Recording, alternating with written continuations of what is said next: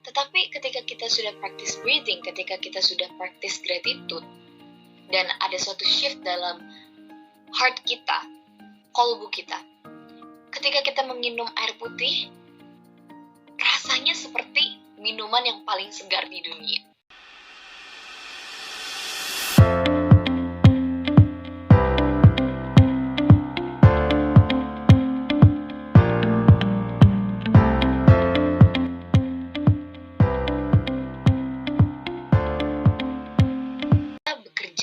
Practice breathing inilah yang akan mengconnect kita atau menghubungkan kita dengan alam bawah sadar kita.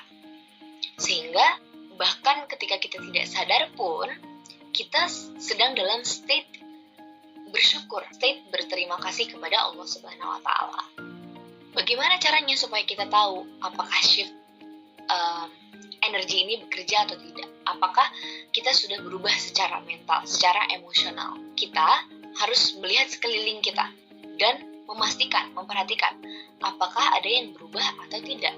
Contohnya nih ya, ketika kita sudah practice breathing gitu, kita sudah practice breathing selama beberapa hari atau beberapa minggu, kita melihat sekitar, kita melihat matahari yang terbenam misalnya. Ketika matahari terbenam, langit pastinya bersemburat jingga dong, bersemburat jingga, ungu, dengan indah.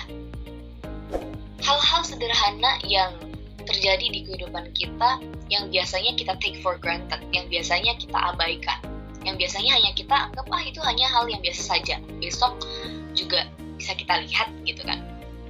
Tetapi ketika kita sudah practice breathing, dan kita melihat semburat jingga tersebut, kita betul-betul merasa emosional. Kita betul-betul bisa merasakan kehadiran Tuhan di kehidupan kita. Nah, saat itulah, di momen itulah, artinya ada suatu shift dalam energi diri kita.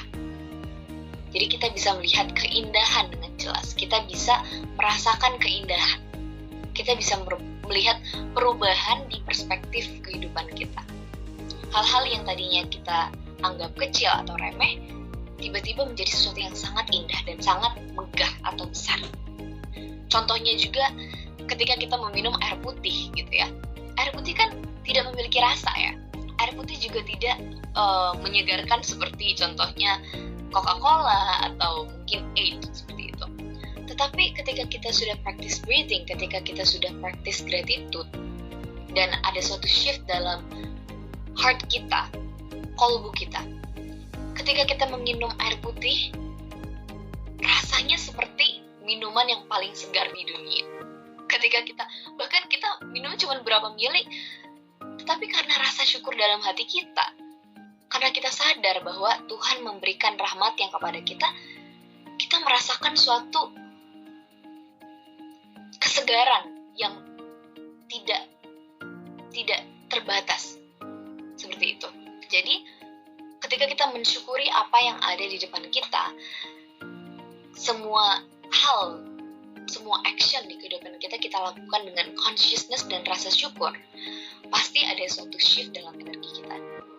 Kita bisa memiliki mindset yang lebih positif, kita memiliki perspektif yang lebih positif, kita memaknai segala peristiwa yang ada di kehidupan kita atau terjadi di kehidupan kita lebih positif, maka frekuensi yang kita pancarkan pastinya akan menjadi lebih positif gitu. Kita tidak akan lagi merasakan anger, mungkin karena kita belum enlightened ya, kita belum dalam level consciousness yang paling tinggi, ya kesadaran kita ada naik turunnya. Jadi frekuensi kita ada naik turunnya. Mungkin satu hari kita merasa anger, kita merasa grief, kita merasa fear, tapi itu tidak apa-apa karena itu tanda bahwa kita adalah manusia biasa. Tetapi kita harus terus berlatih, kita harus terus melatih breathing, kita harus terus mengucapkan syukur, harus terus menyadari bahwa Tuhan ada di kehidupan kita. Maka sedikit demi sedikit frekuensi kita akan naik dan kita akan memancarkan energi positif sehingga kita bisa meng-attract segala sesuatu yang positif ke dalam hidup kita. Kembali lagi ke topik algoritma nih. Tadi kan algoritma itu merupakan suatu sistem yang sistem komputasi ya, sistem komputasi yang mengatur atau mengolah data di kehidupan kita. Seringkali algoritma ini juga melakukan kekeliruan atau melakukan kesalahan. Karena contohnya prosesornya nih ya, prosesornya atau otak dari perangkatnya bekerja lambat. Nah, kenapa prosesor ini bisa bekerja lebih lambat? Karena terlalu banyak data yang masuk ke dalam prosesor. Jadi prosesor ini tidak tahan gitu ya, dia tidak memiliki kapabilitas yang cukup untuk mengolah data dan juga memilah atau memproses data yang masuk ini ke dalam prosesor. Nah, ketika prosesornya lambat dan ia melakukan kekeliruan, pasti terjadi kekeliruan atau kesalahpahaman di sistem komputasi tersebut gitu. Nah, sama juga seperti di kehidupan kita.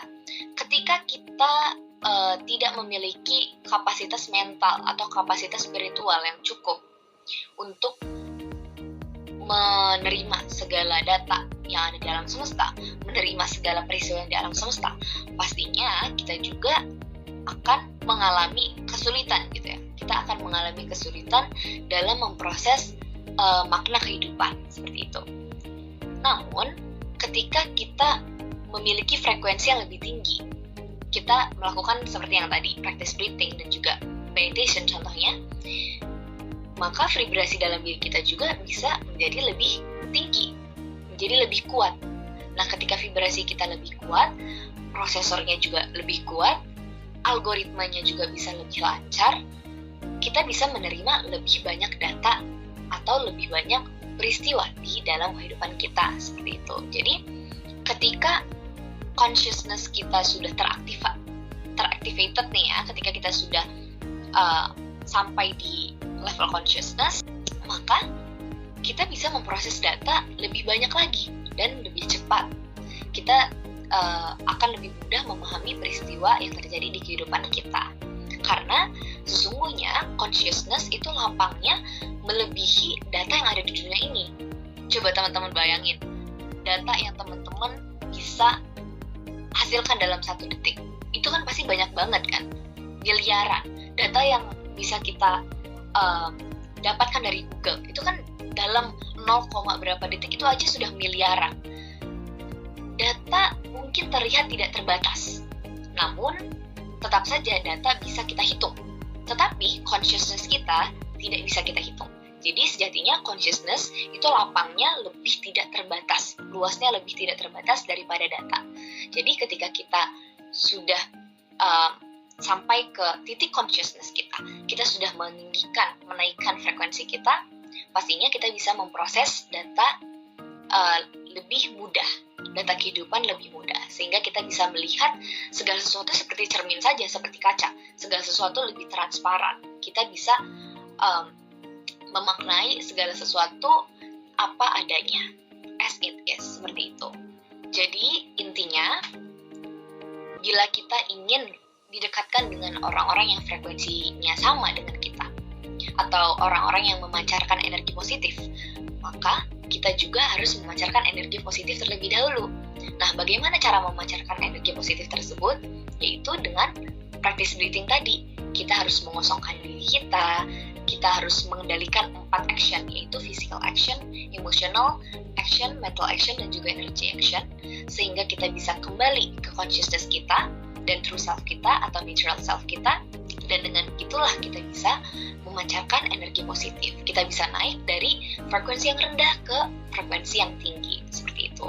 Nah, semoga kita semua bisa terus konsisten melakukan practice breathing, dan semoga kita tidak hanya berhenti mengucapkan syukur melalui omongan saja ya, atau di mulut saja, tetapi juga dengan action kita, dan semoga kita semua bisa menjadi orang yang enlightened atau insan yang memiliki consciousness, seperti itu, supaya kita juga bisa dengan lebih mudah membaca algoritma kehidupan, bisa lebih mudah memaknai kehidupan ini, seperti itu. Sekian dari saya hari ini, mohon maaf apabila masih ada kesalahan dalam perkataan. Wassalamualaikum warahmatullahi wabarakatuh.